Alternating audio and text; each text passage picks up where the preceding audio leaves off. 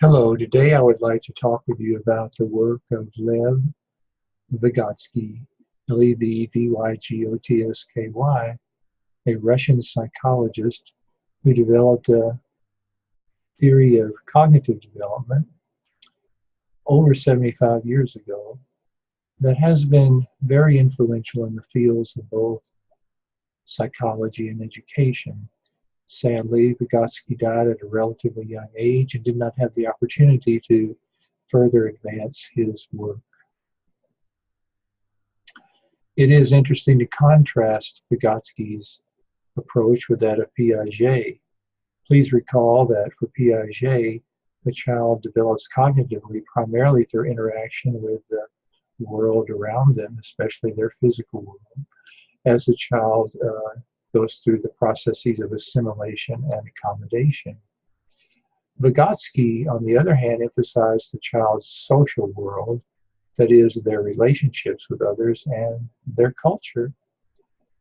For Vygotsky, when a child is able to interact with children or adults who are more cognitively advanced, it helps the child to advance. So Vygotsky talked about a couple of processes that are involved in the child's cognitive development that I wanted to comment on with you today. One of these is zone of proximal development. Zone of proximal development has to do with the difference between what a child can do on their own and what they can do with the help of a more advanced child or an adult.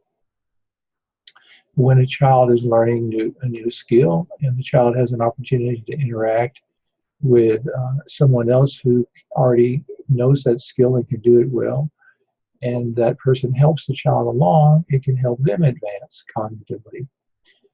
Let's take reading, for example. Let's say a child is just learning how to read. They're learning how to sound out the words and associate the words with images, pictures in a book, and putting words together in sentences. And they're working on learning how to read a book. When someone sits down with them who's already a good reader, they can help them along in being able to advance in their own reading, say by using phonics, for example, and sounding out the words like cat for cat. This brings us to another of the ideas associated with Vygotsky's theory, and that is the notion of scaffolding. Scaffolding, S-C-A-F-F-O-L-D-I-N-G, scaffolding involves providing children with tools that facilitate their ability to advance cognitively. And then as the child becomes more proficient, you're able to withdraw those tools gradually. Think of the scaffolding on the side of a building that allows builders to get up to the top and work. As they finish their work higher up, they take the scaffolding down as they're going down the building because they don't need it anymore, and can then work lower down on the building. At first, a child may benefit from using phonics and learning how to read, or counting on their fingers and learning basic math skills. But then they don't require that anymore as they become more advanced in their ability in that particular area. Vygotsky also talked about the importance of culture and how culture influences what is valued that a child is expected to learn, and also provides tools that can be scaffolded to help the child learn, like a numbering system or a language system, which are a part of a particular culture.